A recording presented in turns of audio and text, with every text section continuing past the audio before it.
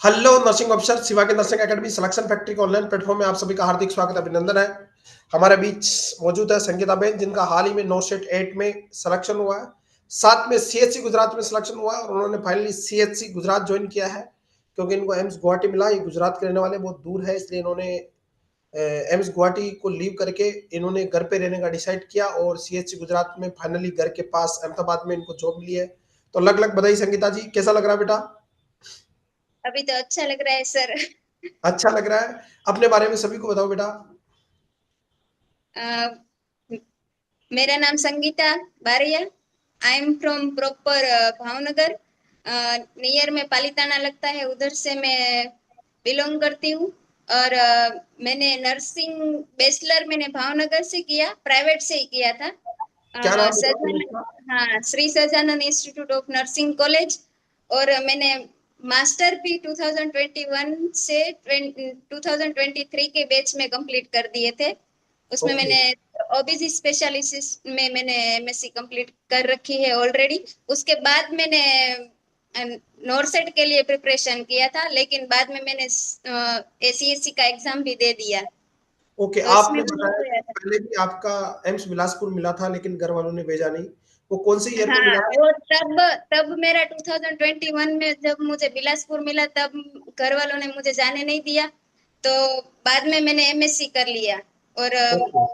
2 साल एमएससी के बाद मैंने वापस अभी इसके पहले वाला भी एम्स दिया था, नॉर्सेट 7 वाला। उसमें मेरा प्रीलिम्स में हो गया था, लेकिन मेंस में नहीं हुआ था। ओके, फाइनली अब आपका मेंस में भी हो गया और सीएससी में हो गया। आपने सीएससी गुजरात ज्वाइन कर लिया, अभी अहमदाबाद में आपकी पोस्टिंग गुजरात है मैंने थोड़ी। ज्वाइन किया। ऐसे ने आपने कब ज्वाइन किया बेटा? ऐसे ने मैंने ज्वाइन किया था 2024 वाला बेसिक ज्वाइन किया था। जी बेटा। मतलब जब 7 में नहीं हुआ था ना, उसके बाद वाला मैंने ऑनलाइन कोर्स ज्वाइन किया था, वो जी, पूरा बैच किया था। बहुत बढ़िया बेटा। तो उसके बाद हाँ, कुछ फायदा मिला आपको? हाँ, बहुत मतलब बहुत फायदा मिला। कि मैं किसी को भी बोलूंगी, अगर आप सेल्फ स्टडी करो ठीक है, अच्छी बात है, लेकिन अगर आप एफोर्ड नहीं कर सकते कि मैं ऑनलाइन ऑफलाइन नहीं परचेस कर सकती, कि मुझे जॉब भी करना है साथ साथ में, तो आप ऑनलाइन कोर्स परचेस करके ऑनलाइन स्टडी भी कर सकते हो और जॉब भी कर सकते हैं। मतलब मैंने जॉब के साथ साथ साथ के ही साथ, कोर्स किया था पूरा। बिल्कुल साथ में, अगर आप में इच्छा शक्ति है, विल पावर है, तो आप जॉब के साथ फैमिली को हाँ, जॉब सपोर्ट। के साथ भी कर सकते हो। मैंने जॉब के साथ पहले पूरा कोर्स किया था। और मैंने जब एग्जाम का 1 महीने का टाइम था ना बाकी प्रीलिम्स का, तब मैंने जॉब छोड़ दिया था और मैंने जी, प्रिपरेशन स्टार्ट कर दी बहुत थी। बढ़िया बेटा। तो जॉब के साथ आपने तैयारी करी, प्रीलिम से पहले छुट्टी हाँ, लेके आपने अच्छे से तैयारी करी और फाइनली आप एम्स में भी सेलेक्ट हुए और सीएससी में तो आपने बल्ले-बल्ले कर दिए। आपको घर के पास ही अहमदाबाद ही आपको जॉब मिली, तो बहुत बढ़िया बेटा, हाँ, आपने सीएससी में तो सर मतलब वो गुजराती तो मेरा गुजराती मीडियम तो था ही नहीं, तो गुजराती मुझे पहले से नहीं आती थी। तो मैंने कभी एक गुजराती जो सिलेबस में गुजराती पूछते हैं ना, वो वाला एग्जाम मैंने आज तक दिया ही नहीं था, ये पहली बार दिया सीएससी का। जी, और बहुत बढ़िया। गुजराती का भी मैंने स्पेशली गुजराती करवा रहे थे ना, उसके क्लासेस किए थे 1 महीने के। उसमें बस पासिंग मार्क्स लाना था, और मुझे पता था कि नर्सिंग में तो मैं आउट ऑफ 190 प्लस तो लेके आऊंगी। फोड़ देगा, हाँ, तो सब फोड़ बोल देगा। रहे अगर अगर तुम 90 प्लस उसमें हो जाए और इसमें 40, तो तुम्हारा सिलेक्शन हो जाएगा, ऐसा मुझे फ्रेंड्स ने बोला थे जो गुजरात कर रखे ऑलरेडी उन जी, उन लोगों ने। तो गुजराती मैंने कर ली। गुजराती में मेरे 64 मार्क आए थे। और बहुत बढ़िया। और ये नर्सिंग वाला पेपर था ना, उसमें मेरा 92 थे। बहुत बढ़िया बेटा, बहुत बढ़िया, शानदार, ज़बरदस्त। आउट ऑफ 192, बहुत अच्छी बात है आउट बेटा। ऑफ 192 मार्क्स थे। तो आप कैसे, जैसे आप जॉब के साथ एसएनए का ऑनलाइन कोर्स जो बहुत डिटेल में आप कैसे मैनेज करते थे, कैसे पढ़ते वो थे? मतलब सर क्या होता है, तुम लोग ऑनलाइन करो या ऑफलाइन करो, पढ़ाने तो सेम ही कंटेंट पढ़ाते हैं जी, सबको। जी। ऑनलाइन में ज़्यादा हाँ, मिलता है बेटा कंपेयर टू ऑफलाइन के, आपको पता हाँ, है? कंपेयर टू सेम रहता ऑफलाइन है ऑनलाइन में ज्यादा मिलता है और टाइम भी ज्यादा मिलता है। और जब मेन हम फैकल्टी पढ़ाती है वहाँ हमारे पे टाइम तो। के अकॉर्डिंग लेक्चर देख सकते हैं, अगर रिव्यू करके देखना है तो वापस देख सकते हैं। एग्री। और उसमें क्या है, ऑनलाइन में पूरी मेन फैकल्टी पढ़ाती है, यानी मैक्सिमम एमएसएन मैं पढ़ाता हूँ, हाँ, प्रिया भी सब पढ़ाता पढ़ाते हूँ हैं। offline में। बाकी ऑफलाइन में उतना नहीं पढ़ा पाता हूँ जितना मैं ऑनलाइन में पढ़ाता हूँ, हाँ, डेफिनेटली। तो उसके साथ आप रिवीजन कैसे करते थे बेटा, क्लास लेने के बाद? रिवीजन में तो सर ऐसा था कि मैंने पहले जब मैंने ऑनलाइन कोर्स नहीं लिया था उसके पहले मैंने ऑलरेडी पीआर यादव कर रखी थी, पूरी थियरी की थी उसमें से। पहले जब स्टार्टिंग पढ़ना किया, जब एग्जाम के लिए प्रिपरेशन स्टार्ट की तब, उसके जी बाद मैंने एक पीआर यादव के एमसीक्यू वगैरह सब किए थे। वो जब किया था मैंने 2021 में, जब तब मेरा सिलेक्शन हो गया था। उसी टाइम पे क्या एक ही एग्जाम होता था और इतना वो उतना ज्यादा नहीं आता था थियरी। पहले, पीआर यादव से एग्जाम निकल हाँ जाता था। अब टाइम हाँ। गया, पीआर यादव से एग्जाम नहीं निकल अब सकता, तो केवल बेस क्लियर हो सकता आपका।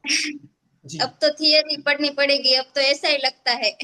थ्योरी पढ़े बिना तो आजकल तो गाइड से भी सीधा क्वेश्चन नहीं आता है। अब तो थ्योरी जितनी नहीं, आपकी अच्छी कोई होगी, कोई बुक से रेडीमेड क्वेश्चन मिलता ही नहीं है, चाहे कोई मिलता ही भी नहीं है। बोले। एनक्लेक्स हो चाहे कोई भी किताब हो, रेडीमेड वो बस आपके कहाँ कहीं से भी नहीं मिलता है। सेल्फ। अगर थियरी आता है टिप ऑफ टंग तो आप कहीं से भी कर सकते हो बिल्कुल, क्वेश्चन और अटेम्प्ट।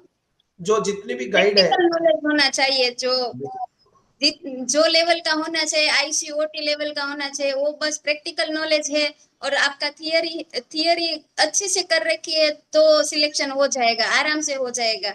बिल्कुल। और आजकल देख रहे हो किसी भी गाइड एनक्लेक्स से डायरेक्ट टेस्ट सीरीज से किसी से भी क्वेश्चन नहीं आते। आजकल थ्योरी से नया क्वेश्चन बन के आता है, जो आपने हाँ कभी और देखा नहीं।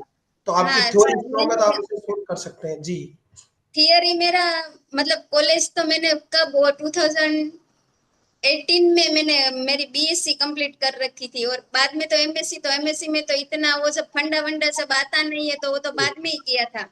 और जब मैंने कोर्स किया ना कंप्लीट, तब मैंने फंडामेंटल सब छोटे वाले सब्जेक्ट और मेन सब्जेक्ट सबकी थियरी मैंने क्लासेस से की और पूरा नोट्स बनाया था। जो मुझे आता है उसका नोट्स भी मैंने हैंड रिटन नोट्स पूरा बना के रखे है, सब मैंने रजिस्टर बना के रखे थे सब्जेक्ट वाइज। और एग्जाम के टाइम पे मैंने वो रजिस्टर ही पढ़ के मैं गई थी। और बाकी में नहीं तो मैंने पीआर पीआर पढ़ा, नहीं तो मैंने टारगेट आए, जो मैंने नोट्स बनाए थे ना वही नोट्स मैंने 3 या 4 बार पढ़ लिए थे पूरे एक महीने में। बहुत बढ़िया बेटा। और तो बार-बार रिवीजन की स्ट्रेटजीज बहुत अच्छा काम करती है। आपको नोट्स कैसे लगे बेटा? आपने तो एमएससी भी करी, एसएनए का कंटेंट हाँ, कैसा, आप खुल के बताओ बेटा? वही बोल रही हूँ कि मैं कोई भी बुक आप उठा के ले लो, लेकिन वो जो बाद सेटिस्फेक्शन मिलता है ना कि मैंने पढ़ाई कर ली, तो वो मैं अपनी अपनी बनाई हुई नोट से ही मिलता है। बिल्कुल। कि और अब हो गया तो हो गया। कंटेंट सफिशिएंट है हर एग्जाम के लिए? उसमें हमने जो पढ़ाते हैं हाँ, कंटेंट कोई कैसा? मैं बोलूँ ना सर, अगर कोई बोले कि मैंने ऐसा ऐसे न ऐसे क्लास की है, मुझे कोई मिलता है ना, मेरे अभी कलीग्स मिलते हैं कि मैंने ऐसे न ऐसे किया था, तो मैं कोई मुझे बोले ना कि कौन से क्लास करना चाहिए, तो मैं बोलती हूँ अगर तुम्हारी इंग्लिश अच्छी है और तो तुम ऐसे न ऐसे ही पढ़ो। मतलब उसमें पूरा इंग्लिश में पढ़ाते हैं, नोट्स पूरा इंग्लिश में मिलता है। अगर आपको हिंदी भी समझाते हैं, लेकिन अगर इंग्लिश में जो पढ़ना है और थोड़ा डीप लेवल का आपको नॉलेज चाहिए तो ऐसे करो।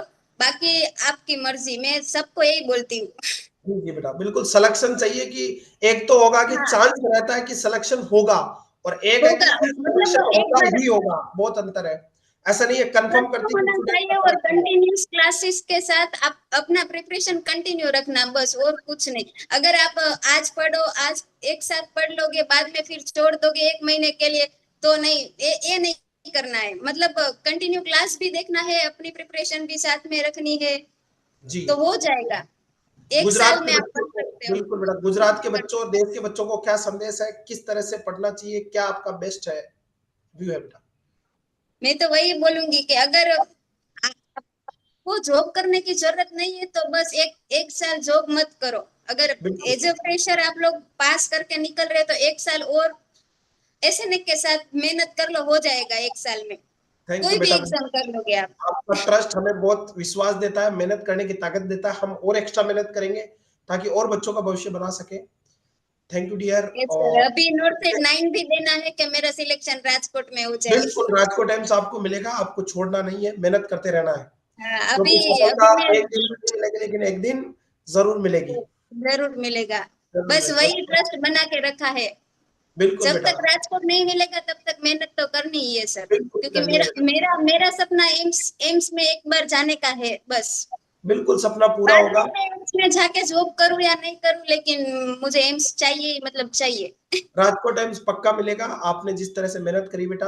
क्योंकि छोटी छोटी बातें और सिलेक्शन और प्रयास करते रहे, और एक जहाँ पे भी आप जॉब करें, एक अच्छे नर्सिंग ऑफिसर बने, पेशेंट की अच्छे से सेवा करें, अपना पूरा दमखम लगा के पेशेंट की केयर करें बेटा। और नर्सिंग प्रोफेशन में एकत्रित रहे, संगठित रह के नर्सिंग के पैसे के सम्मान को बनाए रखे, इज्जत को बनाए रखे, संगठित होकर काम करें, सबके हित में काम करें, एक अच्छे नर्सिंग ऑफिसर बने, प्रोफेशन की गहराई को, ऊंचाई को बनाए रखे, सम्मान को बनाए रखे, और यूं ही मेहनत करते रहे, अपने जूनियर्स को, सीनियर को, सबको गाइड करते रहे, और नर्सिंग एजुकेशन को और क्वालिफाई और बेटर बनाने का काम करते रहे। Thank you dear, God bless you, thank ईश्वर यू आपके सो मच सपने सर, पूरे करे। Thank you. Thank you so much sir.